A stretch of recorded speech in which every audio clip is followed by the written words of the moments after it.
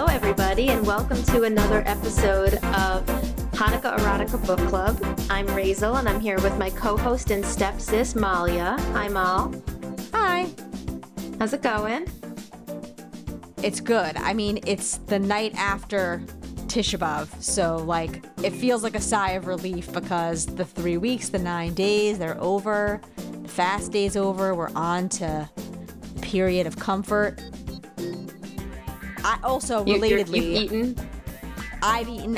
To use this podcast as a confessional, I did not fast. So I ate this morning, but William fasted on behalf of our household.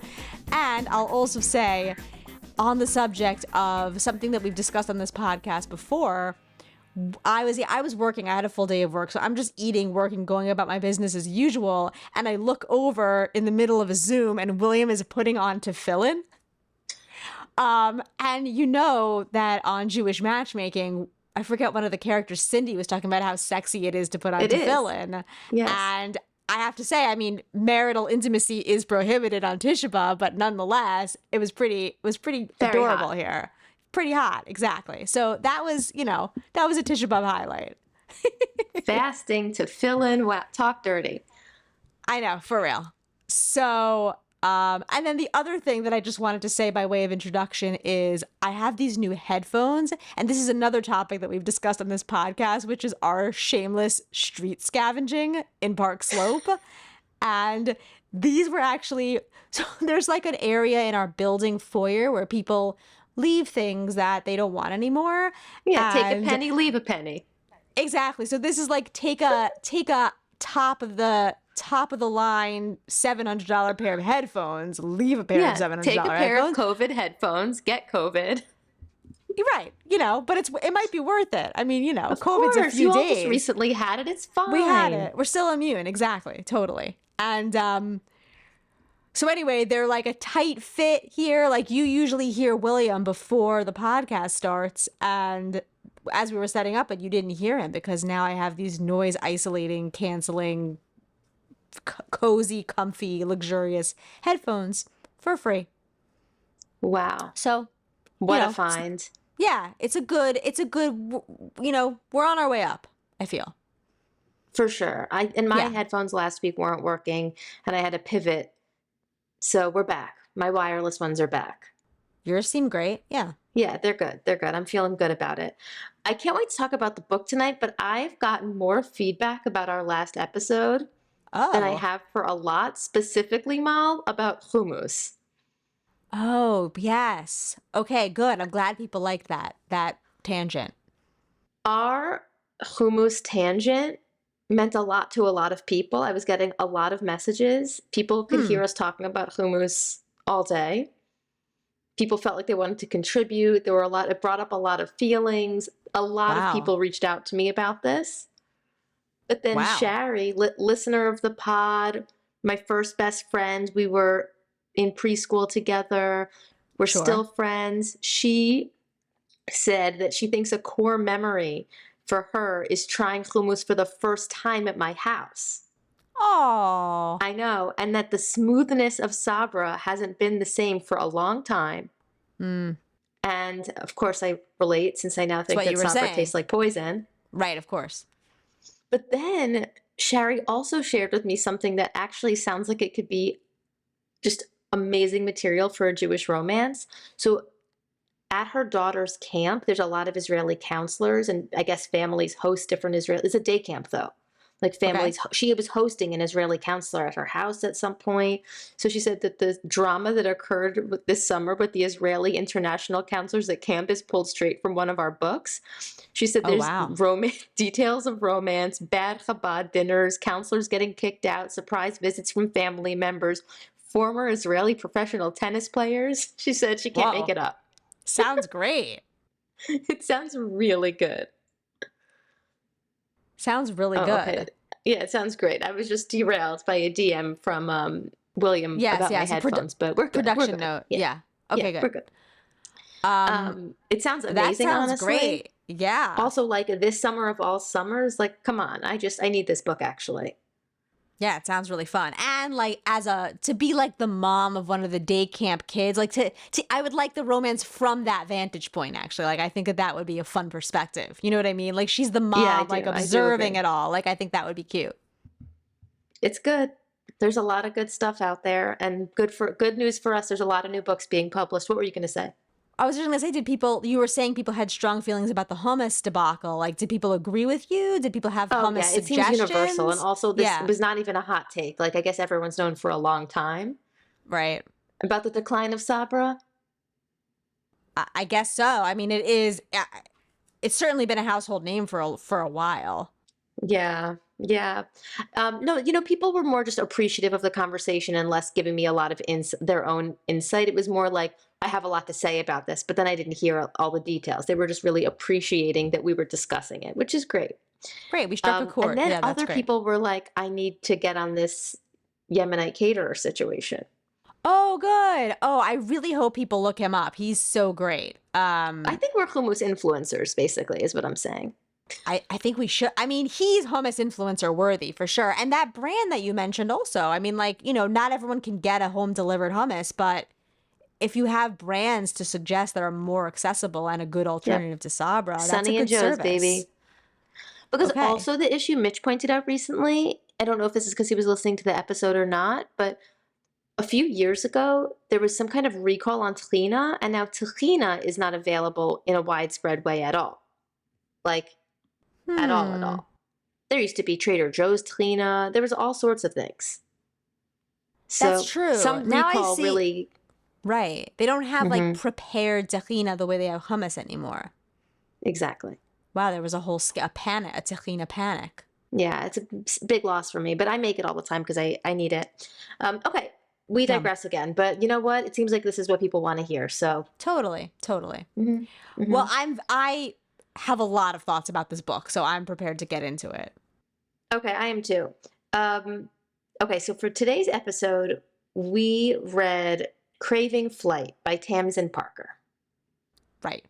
We sure Now, did. while our last episode, at the time of this recording, hasn't been released yet, but in our last episode that you've all listened to was the most erotic book we had ever read. And it sort of reminded me of this book, which is not erotic, it's the kinkiest book we've ever read, I'd say.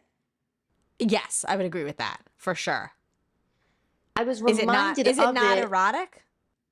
I guess it is, but it's like it is erotica for sure, but it's like it's so kink focused. It's like this BDSM focused Yes. Yes. dom Yes. sub kink Yes. thing that the only time we've ever seen a ton of it was in Zan West's book, Yep. Eight Nights of Kink, Eight Eight Kinky kinky nights. Nights, 8 Eight nights Kinky of kink. Nights. Yeah. Yeah. Yeah. Yes. And that was, but the scenes here are more explicit.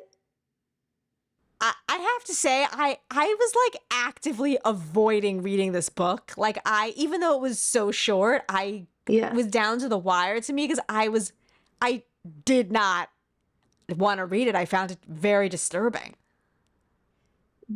Tell us more. Okay, because here's the thing. Right, we read Eight Kinky Nights, which took place in a similar world with like domination and submission and pain as part of sex, all of which, which was great because it was in this context of these people who had these like deep, loving, trusting relationships. They had safe words. They had a whole like construct with rules around how to stay safe and trusting. And within that, then they could like experiment with like pain as part of sex and being submissive and being whatever, like losing control. This book, all it had was pain and losing control. Like, there's no safety. This couple, yeah, they're married, but like, they don't know each other. He's like basically a jerk to her for most of the time that they're outside the bedroom. And so, therefore, the scenes are just scary, I They're thought. scary. I thought they were scary too. The thing, okay, so the book starts out, I thought in a weird way that also I didn't even really understand. It starts out with this letter. Do you Right. remember the letter? It starts off, Dear Pervert. Are we the perverts? Am I the pervert? Is she writing to me? Like, who's dear I pervert? I think it's I us. think it's the reader. Yeah, I think you're right. Yeah. Dear pervert, I'm deeply modest yet I am a deeply modest yet profoundly kinky woman.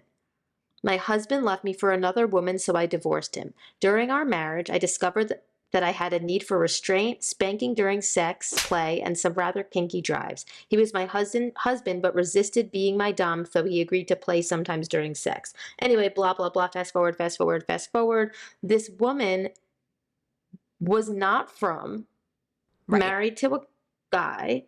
Right. They got a divorce. He wasn't meeting her needs. Also, he cheated on her. Then she becomes, is this one of our first books about a Bala Tshuva in this way? I'm trying to, I don't know that we've read. We read that Naomi Reagan book with like a Balat Tshuva that was very Oh, right, focused on right. that Balat Yes, yes, Tshuva. yes, yes, yes. That's the only Yes, we other one did. I can think of. Yes, good remembering. I forget what that Um, book was even called. Oh, I forget what that book was even called. Me too. It'll come to us. The Okay. thing is about, so this woman then is drawn to, she becomes very frum through a Kiruv organization. She goes to Israel for seminary, and she moves to what sounds to me like a made up town and made up neighborhood of Brooklyn, unless I just don't know what Forest Park is.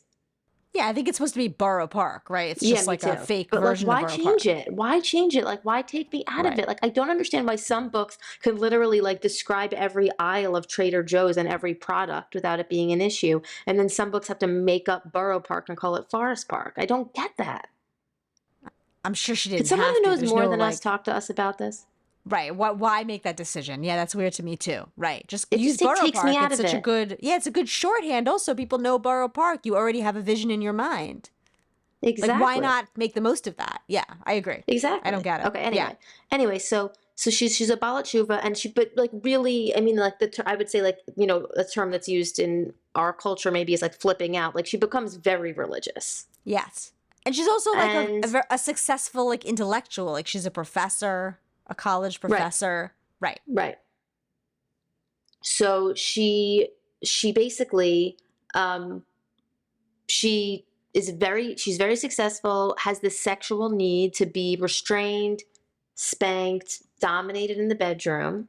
Yes. But I think there's something that feels kind of, I guess, at war, because she's simultaneously becoming like has become very frum, dresses modestly, covers her hair, um, keeps Shabbat, and she wants to get remarried. And also she's 37, and in this new world of hers, like we've over and over we keep hearing, like, Of course. Yes. Yes. Past her she's prime.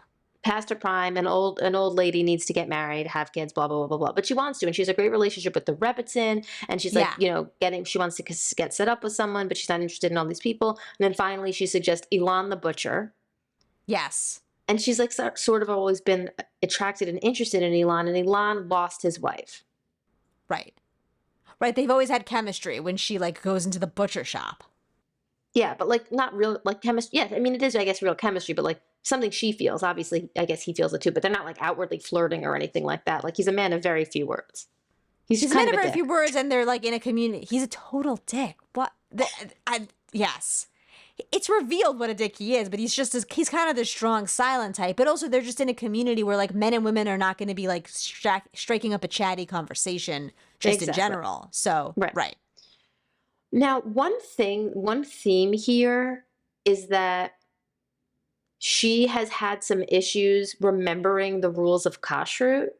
Right. Right. Right. Right. Like Right. She's fast always forward, messing up. Yes. she In the messes right. kitchen. Like she messes up. Like fast forward, they get married, and we'll talk more about that. But like she's always messing up the rules of kashrut, and he knows that, and he kind of like keeps reminding her in a way that feels nasty. Like she's buying chopped meat at the store at one point before they're married, and he's like, just if you're making meatballs, like remember no Parmesan cheese. But it's like, fuck you. Like No why is he? Parmesan cheese. Like, Yeah, what? Of course. but then the thing is, like, she sort of like is feeding that beast. Like she's like, I have to make chicken piccata, but I have to remember not to use butter, that buttery sauce, blah blah blah. Like I guess I'm making too light of this. Like maybe this is really hard for people to like change how they're cooking, but it's like I don't know. What was your reaction to that? No, that seems ridiculous. Listen, I can imagine making mistakes in the kitchen in the sense of like, oh, like you quickly grabbed a spoon and it's the wrong spoon because you Definitely, I have weren't done that. sufficiently careful. Like that type of thing, especially if you're new to it, where you're just like, Or you're in a new cooking, you want to grab. kitchen. Like I remember, yes, I've done that in apartments on the Upper West Side. Totally. So that type Like of a thing for colander sure. was part of, and I like messed up a colander somehow. Yeah. Totally. So like mixing up dishes seems totally reasonable to me, especially if you're new to it. But to be like, oh, right, no Parmesan in the meatballs, that just seems Yeah, asinine. Like, that's how I feel. that's the whole conceit. And it's one rule. It's no meat and milk. Like, It just seems so silly. How am I gonna right. make the chicken piccata? What? What do you mean? You're But gonna anyway, make so she it sort of feeds. He's not nice to her about it, but like right. she also is sort of like hard on herself. Like, oh, I'm an absent-minded professor. I always forget these things. And then she even harkens back to some incident before they were married where like she messed some meat up and she called because he's the butcher. She like called him in tears and he was like very kind because he just like silently offered her more meat. But like, what do you mean kind? He's just the butcher. What's he gonna do? Like, what's he supposed to do? Sell you meat? What? It Yeah, was okay. This kind because he specific didn't rebuke scenario, her. I'm going to get more into the detail because in this scenario, it was the holidays and she messed up the brisket by using a non-kosher chili powder and then realized that she messed up the whole brisket. I don't even understand this storyline. And she Okay. realized she messed up the whole brisket with this trafe chili powder. And then Right. when he called, he was like, when she called him, he just gave her chicken. He was like, wait for brisket till another time. Like, what? I don't even understand. He gave her That was chicken. He wasn't that was even the that story. nice. That doesn't even make sense. The That's story not was he gave her nice. chicken. It's not Like so nice. you haven't graduated to brisket. Like wait till you're not Exactly. dipping into the You're trafe not chili you're not powder. ready. Right. Sipora. Right. Brisket's a privilege. So anyway, on their wedding night, they get married very quickly. They're in this very frum community. I would not say they're in a modern Orthodox community. They're in like a No, no, very, no. very, very frum community. Yes. Yes. And Borough Park. and They're on like, yeah. yeah, yeah. He's okay. And on their wedding night, they start doing it. He asks her, I guess, if she has any needs, and immediately she reveals that she needs, not that she just likes, that she needs to be hurt. Right? And then he starts speaking fluently in like the language of BDSM and being a dom. Like he's just like saying all these things to her, like, do you like a hand? Do you like a this? Do you Yeah, like a yeah. that? Like he knows what he's He doing. goes Like right he's into it. Yeah. fluent in it. Yes. And she is like, have you done this before? Like, is this kosher? Like, how do you seem to know all about this? And he's like, I don't really want to talk about it. But then he's like, well, Rabbi so-and-so is very liberal. And by the way, why do you think the Rebbitzin is always in such a good mood? I'm like, wait, what? I think I missed that. You're saying he Well, I'm implied that the sure rabbi and the Rebbetzin have this relationship as well? or just that like there's a comfortable relationship about sex in such that he was able to talk about it with the rabbi and the rabbi was able to okay it, not necessarily implying that the rabbi and his wife had this particular kind of relationship, just that there was a I see, comfort but level there's a with regard focus to on sex. right. Hmm. Okay. I mean, I guess Okay. that's fine. He's like really familiar with it though. Like I almost don't like I don't understand like it just seems like a very big coincidence or I mean I guess it's a book so whatever, but it's like it seems like a very big coincidence for these two people that didn't know each other at all both have the same very specific thing that they want to just like go into like it's just like yeah, sure, this is what most frum couples do on their wedding nights. Like it just seems like how did this I know, but happen? except that so obviously it's a book, but also it's like maybe when like you do have like a weird connection and feeling in your gut with the butcher, and you both have this kind of thing like bubbling up Right. under every time you're around, it's because like You have that water in seeks its own that level, and connection. like people, Yeah. I don't know. Yeah, I guess that's what's supposed to be implied. Yes.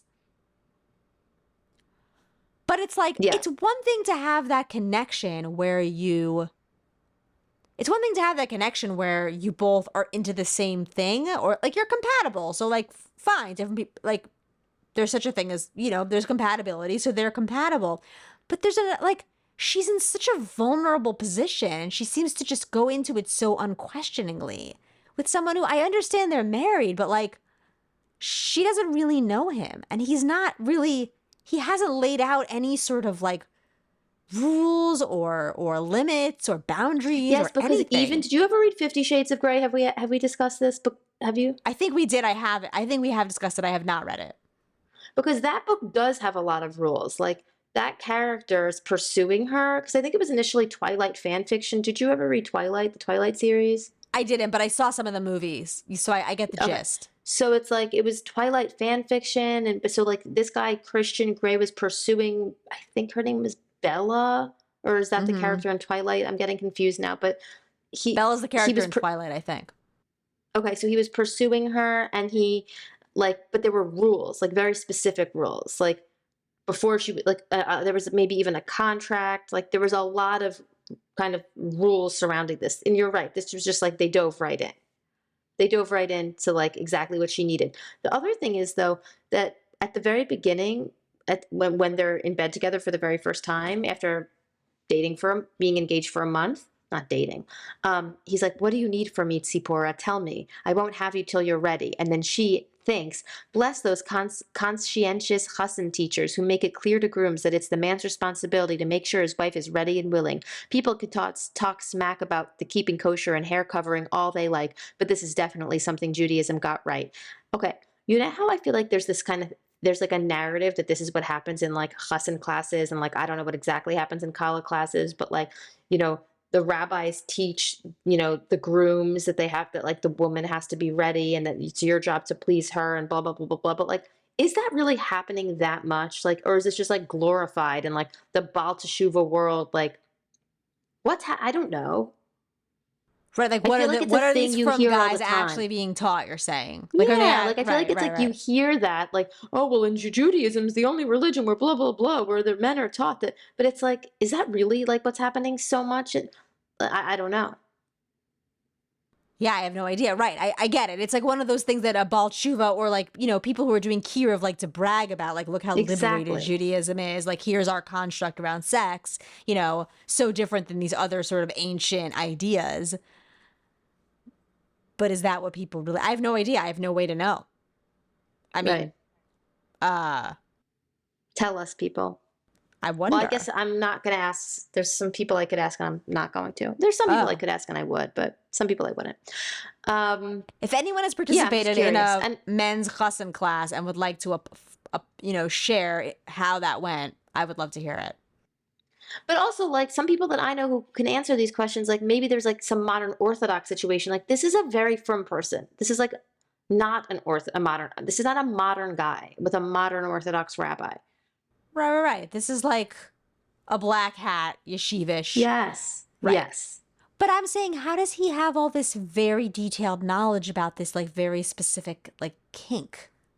Well, I guess because it's also his, and so he's I don't know what done the research. So I don't know, or he's Done obviously the experienced it. research. And was that are How? we How supposed has to he done the assume research? that's with Rivka, his I, widow, I guess or so. his dead wife? I don't know what it's called. Um, I guess so. Anyway, she says what she needs. She says, "I like to be dot dot dot hurt," and then he, her name is Tsipora, and he immediately, well, I mean, immediately after a few paragraphs that I'm skipping, he's Yeah. like, "Do you like to be spanked, little bird? Now it's my turn to be surprised." His tone isn't cruel or mocking. It's sweetly enticing, like honey dripping from apples. Or perhaps something not quite as sweet, darker, earthier, more lingering than honey, molasses. I don't know. She's so into this. And there's like this whole kind of like metaphor about like being caged and her Yeah, yeah, being in yeah. restraints is actually like what releases her. That's why the whole book is called Craving Flight. Right. But like he identifies that in her immediately, and she obviously like that he's seeing her for exactly like who she is. Yes, yes, yes. And the thing is about kinks, and like maybe this is a very lukewarm take because it's very obvious, but it's like the thing is like I don't kinks like in my eyes are not like sexual preferences. It's more like sexual orientations. Like Sure. this is what these people need. It feels to me like to get divorced over it, or like It's not like something that they kind of want or like this is like the kind of sex they like. Do you know what I'm saying? Yeah, of course. And I think with that, that's fine. But it's just like, just because you have that thing in common doesn't mean anything about how you're going to be as a couple. Like, you could, 100%. you know what I mean? So it's like, you could have great chemistry with somebody and still not like them or not be right for each other or whatever. And then I would think that that would ultimately start to impact how great your chemistry is, especially again, if you're so vulnerable with someone. Like, I just don't understand. You need to have some level of trust. Right. I would think. Anyway, they Otherwise, have. yeah. No, you go first. No, I just don't get it. That's what I'm saying. The whole thing seemed disturbing to me because I was just like, I don't know what she's doing. Like, I feel like she's just like putting herself in this unsafe situation with this guy who I get it if it's like it's a novelty and she's been alone for a while and whatever, he's into the same thing that she is. But then after a little while, it's like, but you're not But getting what else? along. And Right. What else is there? right. This is most clearly exemplified when she gets her first period. Yes. Exactly. Because and then it made me think like, is this something that happens in the Orthodox world where like there's a bunch of sex at the beginning? They go from not touching each other, never having touched hands, never having kissed, never having hugged, nothing. So like Right. whatever sex happens in the first few weeks of marriage, if you time it that way, and then Right. all of a sudden the woman gets her period and then they can't touch for how long? I think like 2 weeks, Two basically. weeks. Or well, I think it's like as long as your period. So I guess like whatever, let's say it might not be a full week. Let's say it's 5 days.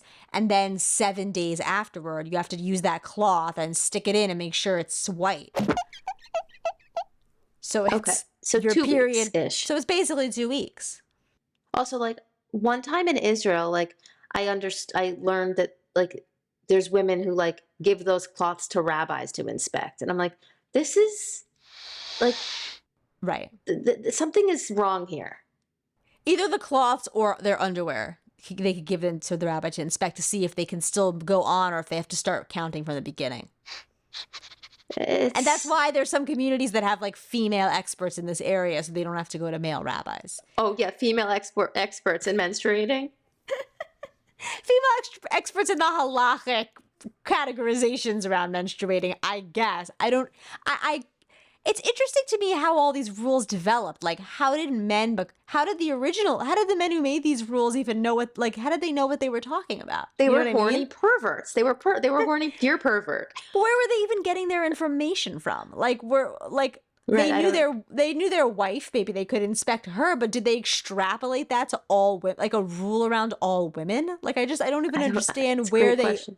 how did they get their whole sort of conceit around the whole thing? I don't know. That's a long-standing question I've had about like how did the rabbis know about like women's bodies? But whatever, we'll save my thesis for Dear another time. pervert. But no, but I don't.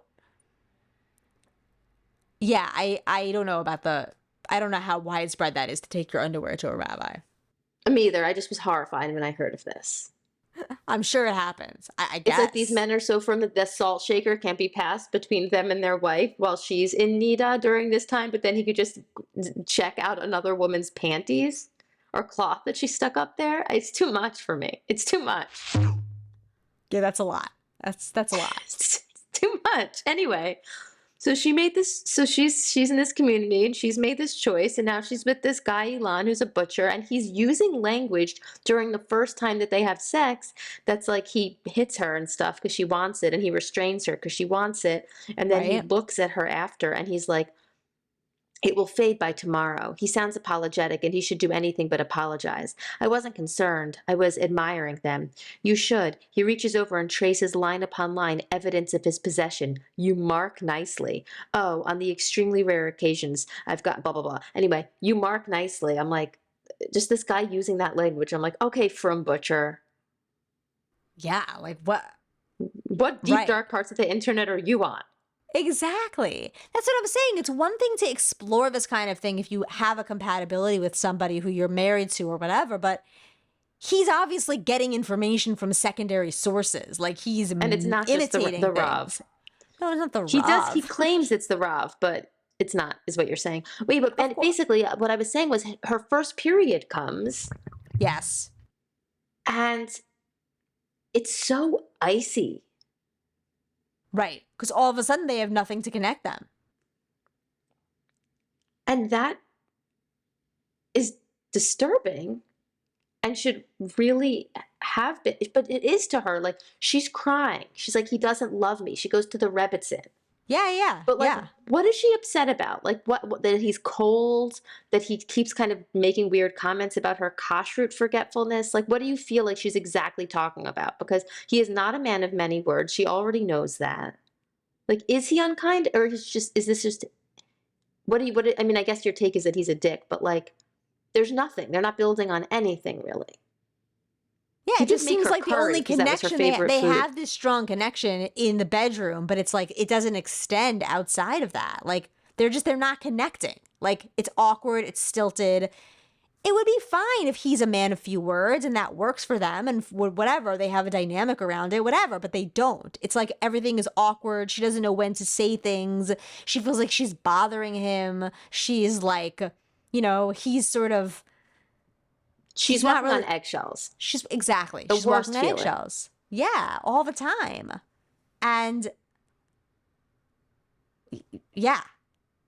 And it feels like And it feels like almost like because she's walking on eggshells, the fact that they're able to like kind of let it loose in the bedroom makes that part even hotter because they're so sort of not even friendly when they're not in the bedroom, which is why it gets so icy right, but once it's her right, but period. the thing is, like, their dynamic in the bedroom. Like, I understand what you're saying because the dynamic in my eyes, like in a dominant submissive relationship, like specifically in the bedroom, is there's something kind of cool if like that's the dynamic in the bedroom, but like in the real relationship, it's like you're equals, or like maybe like like the other one's actually kind of dominant, or like Totally. you there's a really loving, trusting relationship. Like in eight kinky nights, there was that. Like they were Yes. so good and tender and loving to each other. So Yes. you're right. I like that point. But here they don't have that. She claims that she's submissive in the bedroom but dominant in all areas of her life, but she isn't actually. She's just successful at work. Yeah, she doesn't seem dominant at all. But She she's not seems like dominant. no, she seems, if anything, she's kind of She's meek. smart. She really yeah, but she's not dominating in their relationship. She No. feels like she's the outsider. She has like that Baal Tshuva inferiority complex. She Yep. wants him to approve of her and not be insulting her attempts at keeping kosher. Right.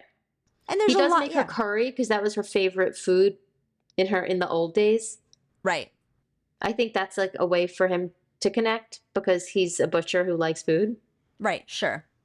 Although he makes it seem like it's very difficult to make a kosher curry, don't you think? That seemed a little Yeah, and also overblown. like right, it's like it's actually not. It's not just like Right. a dairy or butter, right? Like a lot of it's Yeah, there's whatever, tons of like, coconut milk based. Like yeah, I don't really get why that's like such a grand gesture, but whatever. yeah, Elon, geez. Anyway, she's like crying to the Rebbitzin, who's like sort of like talking her down instead of like helping her through it, which again feels like very stereotypical, like from Rebbitzin thing, where like I don't Yeah, know, the I'm like rep. soured on this whole like this dynamic of like this girl's like lost, right? Like she was like a professor named Zoe, like a secular Jewish professor named Zoe, who's now like from modest Sipora, like wearing a tichel, like married, confused, lost, and kind of scared. Not about the sex, but about, how icy he is. But the Rebbitzins sort of, no, this is him, he loves you. Do these things, this will, bring the love out.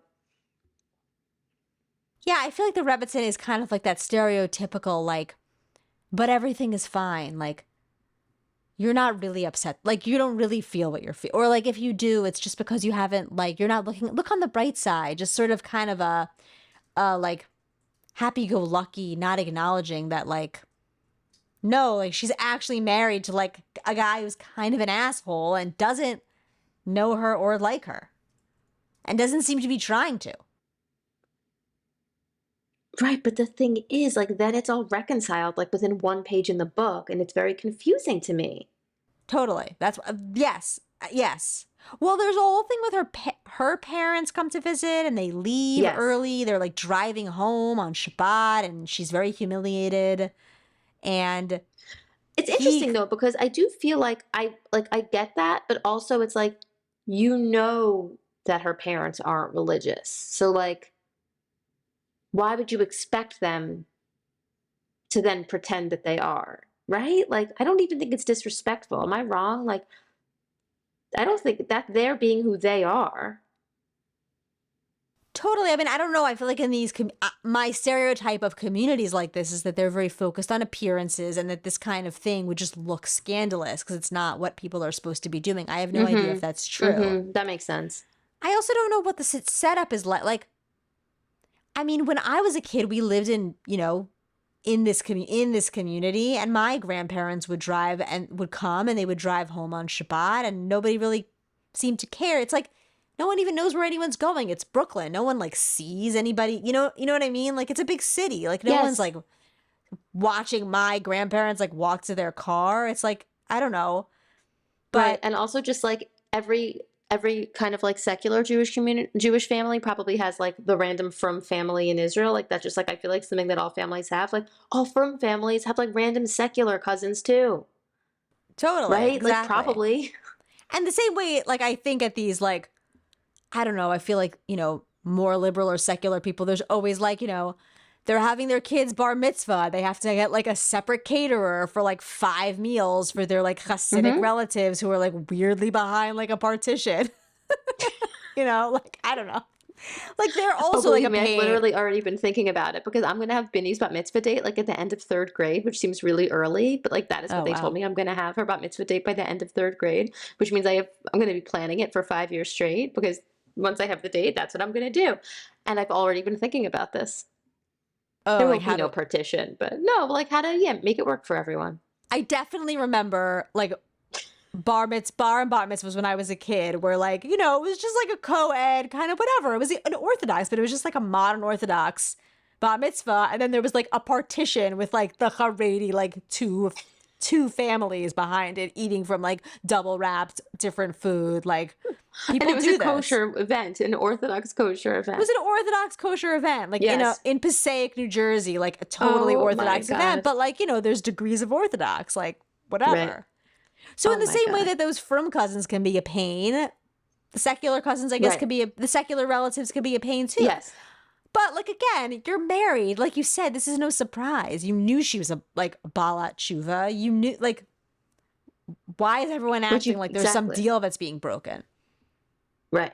She can't control them. Like what's she gonna do? Right, and also they're all grown-ups. This is their second marriage, and they're Totally. grown-ups. Right. Yes, anyway, so I guess, like, some of the tension starts there. Her family comes to visit. Yeah, and he doesn't react nicely. He reacts like it's her fault or she's done something wrong. Right. And then there's an issue with her students. She brings some kosher pastries to work. Yes. Regalach. She wanted him to come to work, right? To talk about Jewish food. What kind of a class is she teaching also? Think of maybe religious studies. It seems weirdly Rugala is like a class in This is religious reminding study. me of an Instagram reel I saw this week that was like this guy sitting in a car. I think he might have been in the South. And he was like, yo, Jewish people, you all told me because I love babka to try some rugelach. So here I am trying some rugelach. And then he like, did you see this video? I didn't, but that's funny. Someone describing a TikTok or Instagram reel in the way that I do was just so annoying. Like it's just an No, I annoying like thing. it. But anyway, it was like great. It was like he went to like the one random bagel place, like in a strip mall and wherever he was. And he was right. like, this is the apricot rugelach. And he just was trying it. He's like, it's good, but it's not babka. He I kind really of liked the agree. I think babka. I agree with Yeah, him. yeah. It's good, but it's not babka. Except That's a good rugelach, I mean, is very good. it The is. It craziest is. thing is that the best rugelach ever is in this place in a bakery in my town. Is that true? It's the best I've ever had. Oh wow. It's not even kosher. It's just a random bakery. Huh. It's called the Swiss Pastry Shop. I've never had such good rugelach in my whole life. Wow. Okay. Neither That's has an Bobby. endorsement. Oh, okay. Wow. Really an I mean, I endorsement. trust her. Of course. She's had her share of rugelach. She's had her share. Rugelach. Rugelach. I think between the best rugelach and the best babka, I would just go for the babka. If To someone's me. like, it's the best that I've ever had. I would want it, but I'm just saying, I agree with that TikToker in the sense that, like, if you gave me the best babka versus the best rugelach, I would go with the best babka. Like, if I had to choose. Yeah, but the thing is, I'm not sure because it's on the individual portion, like because they're very similar Yeah, they are. ingredient They are, wise. but yeah, of course. You're right. Babka's delicious. Listen, I love them both. I love them both. No, I listen. More on I that. agree. Well, actually, no, we already recorded. We already did that episode. I was going to say more on that for our next book. But although it does make an appearance, by the way, in our next book. Oh, does it? I don't know. It does. It does. Yeah, Best Babka makes an appearance in Magical Meet Cute. Next episode. Anyway. But I question like this religious studies class where there seems to be like ample time to discuss rugelach in detail. Like that, I don't really understand that because also she wanted Elon to come to the class to like talk about Jewish food, which like what's he gonna talk about? Like is this a class for if you're teaching a 3rd grade class, maybe you'd have him come in. And just I don't understand why he would come to a college class to talk about the shechting. Want to hear a funny story? Yes. One time when Binny was like under 2, my mother-in-law was giving her a bath in our apartment, and there were like farm animals like floating farm animals, like, you know, instead of a duck, but farm animals in the tub. Sure. And I walk in and I hear her being like, and then the cow gets shafted, and I was like, what game are you playing right now? It's really funny. The bath farm animal was getting shafted. It's very educational.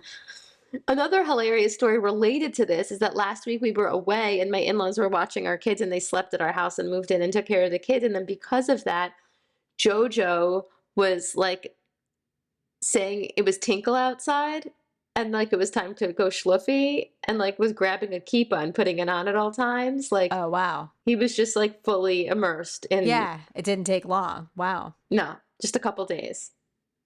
They learn quick. Very cute. That's really cute. If he starts telling me about the cow getting shafted, I'll know that was from that bath. Same game. Right. The cow getting shafted. I like that. Listen, they learned. It's an educational bath you're right. time. They learn. Yeah. Anyway, I thought maybe that's what he would tell the college students or graduate students about. But you're right. It's more of a 3rd grade visit from a butcher. Yeah, it seems weird. It seems like she's just grasping at something to try to like connect with him. Right. As I go on this tangent, I'm reminded of another tangent, which is that something I've gotten 0 feedback about is my rant and your rant about all the different YouTube stars. Oh yeah, no one. No one. People fast forwarded that. That's crickets, totally. Literal crickets. Anna McNulty did nothing. Nobody wants to. Come on. I'm embarrassed that we talked that long about that. Yeah, that was a long time. Listen, I could have another one. Honestly, my kids have watched more videos since then, but I won't. I'll refrain. Oh, me too. I have a lot to say. But yeah, okay. Yeah. No, but I won't. Good. I absolutely won't. I will offline though. Sure. Because I started to look up the Ninja Kids net worth and everything. Oh, geez. It doesn't matter. It doesn't matter. Anyway. She gives the students all these pastries. They're like, where did you get them? And then they show up at his store and he feels sort of like betrayed and violated. Like he was like seen as some sort of like school field trip. Like he feels he felt like they were mocking him. He felt like their questions were mocking. Yeah. Were they though? I forget what they even like what were they actually asking? I didn't see it as such. I didn't really understand. So he gets upset and then he shows up the next day or something and he's like, I'm here to give you a divorce. Right. And I'm like, what was the fight even? What? You've been married for like a month. In that time, you've discovered that you're like, you have the same kink in that works in the same way. Right. Meaning like, what if they were both subs? That would be tricky, right? Like, we've read books like that. I'm not saying they should make the marriage work if it's not going to work, but like, I don't even understand what this fight was over. It just shows how shitty their communication is. Like, what's he even? He's talking to himself. I don't even know what he's saying.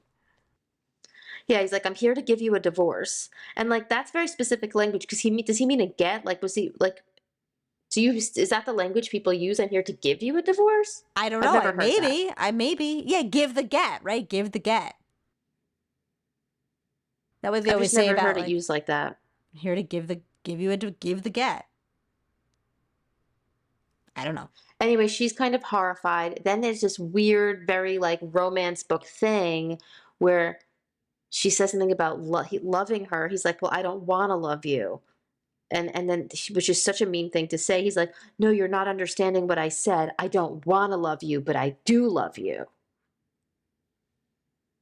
She's like, "Well, I love you too." And then the next thing you know, they're together. She's pregnant, and the book's over. Right. What? I have no idea. And why And doesn't he in the want to love her? meanwhile, What's the conflict here? I don't even understand.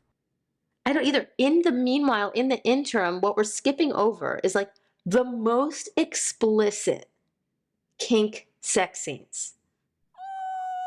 Which one are you talking about? The one with the burning?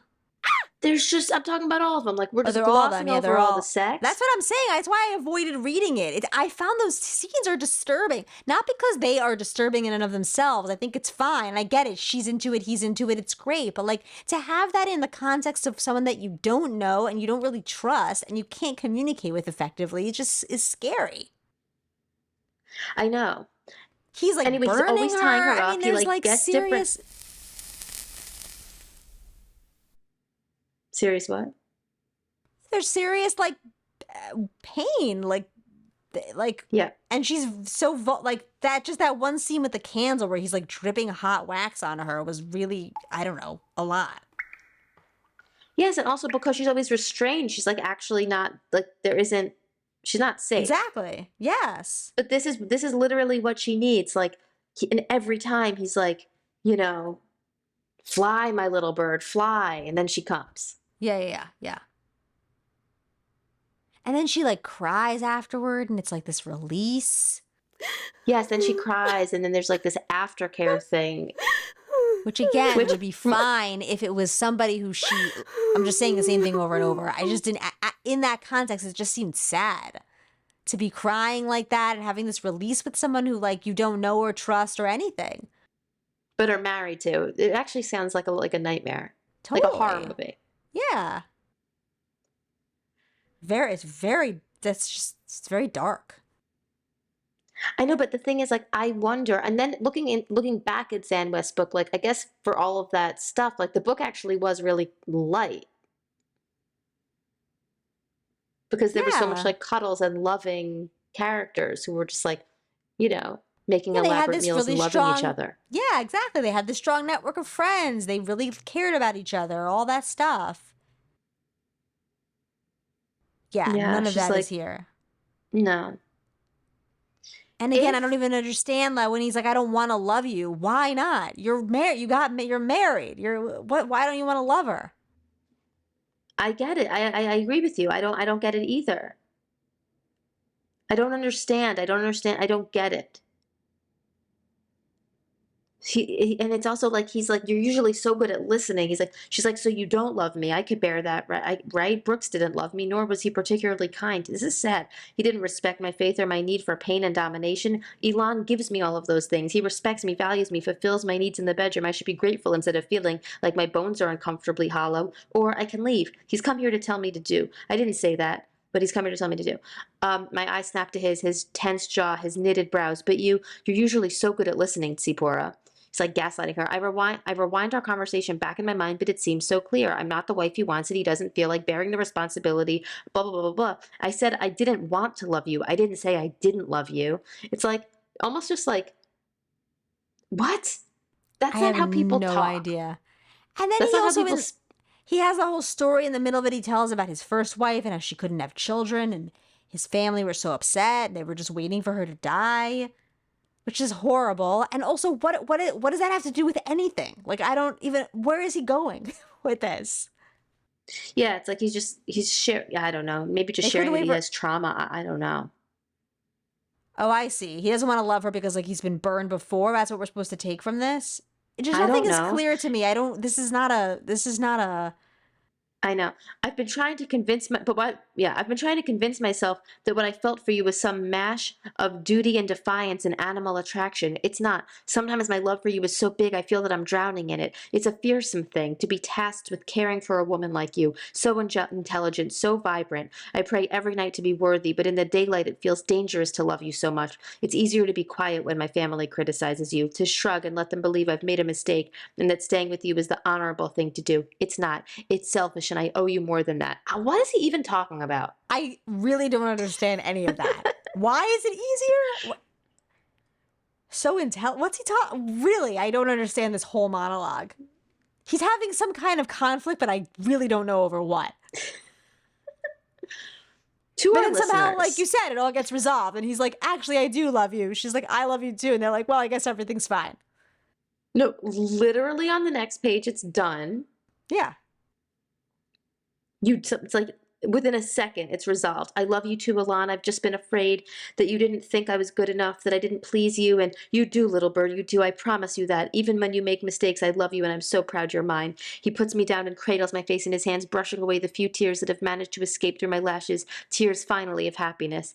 Now let's go home so we can observe Shabbos properly. I know how important that is to you. It is. I sniff and he grins. Besides, the kugel I made is perfection. I don't doubt it, not one bit. Then it's the epilogue. 1 year later, and she's pregnant and they're doing something kinky.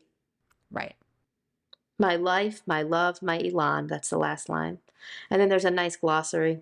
It's funny because this book Right. really is super Jewish because they are from Jews living in Borough Park. Right. And like, sometimes we'll read a book, we're like, this is the most Jewish book we read, but like this really is certainly very Jewish. Like and I do like this. I like the character of the Balat Shuva and her secular family and like her getting there and like I'm interested in that. Totally. And her trying to reconcile everything and being a professor, but being in this world and as a woman. Like, that's all great. It's compelling. I could use more characters like that, but all of this other stuff and this messed up relationship with Elon, no. Right. I mean, that's why I Because think also, it just seemed like an excuse to have these sexy BDSM scenes. Like, it almost felt like the rest of the plot was incidental, and that's why it kind of didn't hang together. right. Because really it was about the kink. Yeah. This It's book was more just, about the sex than anything else, and we're focused on all this other stuff. And this author's like, "What are you doing? It's a erotic book club. Talk about the sex scenes, and we're skipping over them because they were too much for us." exactly. And I think it would be like watching an old school like porn movie and analyzing like the setup for the sex there. Like, can't do that. The whole thing is ridiculous. It's just a setup to get to the sex. And that's what this book is. You're not going to analyze like the pizza guy coming over, whatever. It's like that. It's the equivalent of that. Yes, but that's hard for us because we're too prude for this stuff. Totally. And there also was a lot of. It was more than just the pizza guy coming over. I mean, if you're going to have an elaborate setup, it could make a little more sense. Oh, for sure, for sure. Yeah, no, but the thing is, like, for whatever reason, and maybe it does have to do with their dynamic, like, if their dynamic was different, we probably would have been more into the sex scenes. Totally. I was into the sex Yeah, scenes in Eight Kinky Nights. Like, I thought they were, so were you, I think. of course. Right. So, Jordan. Of course, I love Jordan. Right. So, yeah. I mean, I Also, think I like, could definitely, yeah. there's a section, like, I'm trying to reveal some of the sex in case our listeners are horny for it, but it's like there's a section where he hasn't gone down on her yet and wants to know what she tastes like. And the Right. way that he asks her, I find to not be sexy at all. I find it upsets me. What did he He's like, say? He's like, "You're so ready, but I wonder, what do you taste like?" Continuing to toy with me, making me squirm against him in the very obvious erection pressed between my hip and his belly, he goes on, "Are you sweet? Earthy? I bet anything there's a little tang to you." I'm going to find out. Bleh. Also, like, I know that you're probably leaning on tang, but I'm also upset about earthy. Oh, the whole thing. Like, No, no, earthy, no. like, I just don't, I'm upset about all of it. Like, Earthy's No. upsetting to me. Like, I don't even think I like when foods are described as earthy. Like, they mean mushrooms probably often, but like, I don't want earthy. No, no, it just sounds like dirt. It's just dirt. I don't want earthiness. No. Ugh. Earthy? And I just, come on. That's not good. Not good for me. Not good. No, no, no. No. Really not. Really not. So, Right. this is Craving Flight. And so if you are feeling like you want to read some very from BDSM scenes, there's many sex scenes in this book. We have not told you about most of them. And I do Yeah. not want to turn people off with this book if that's what they're into. Also, as a reminder, I read this book like a decade ago and recommended that we read it. So it must have stuck with me in some way. It's definitely memorable. I totally understand Yeah. why it would stick with you. And I mean, if you're talking about like Jewish, like this is what's going to come to mind. Yes, for sure. This is squarely in this genre. So Anything else on this one before we talk about our next read? this was thorough enough for me. Okay. Well, as you remember, when we were reading Kissing Kosher and you really liked it, we noticed that Gene Meltzer's new book is coming out on August 27th. Yes. And Gene Meltzer was really excited and honored that we were reading Kissing Kosher and sent us our first advanced reader copy of any book. So exciting. We're reading Magical Meet Cute before it comes out. And so we're going to release our podcast about it when it comes out. And so our next book is Magical Meet Cute by Gene Meltzer. And I'm really excited to read it.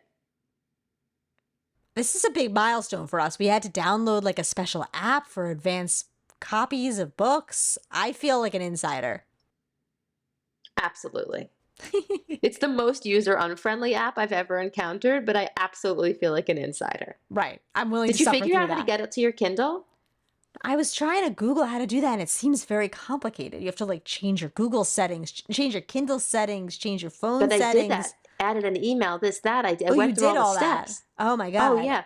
I thought it was funny because I thought that the instructions on the NetGalley app was like very, very funny. Like the way that you'd write out instructions for like aging parents to do something very simple. Like, but I needed that level of detail and it still Yeah. didn't work. I need to get that Oh, book man. on my Kindle. Anyway, Okay. should we read the description? Yeah, yeah. So this is Magical Meet Cute by Gene Meltzer. Is he the real deal or did she truly summon a golem? Is it golem? I think so. Golem.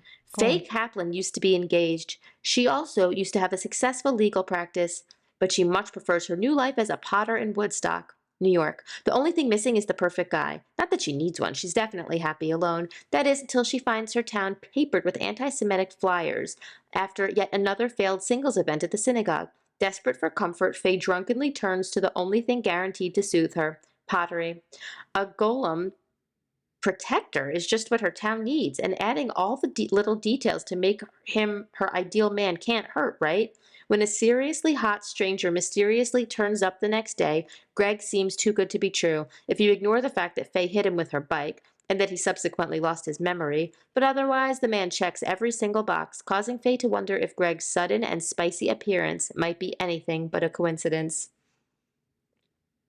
Can't wait. Sounds fun. Obsessed. I'm Also- obsessed with this idea that it's set in Woodstock. That's really fun. What were you going to say? Oh, I was just going to pivot to say that before we wind up, I feel like I need to dial back in something that I announced prematurely a few episodes ago, which was that we were considering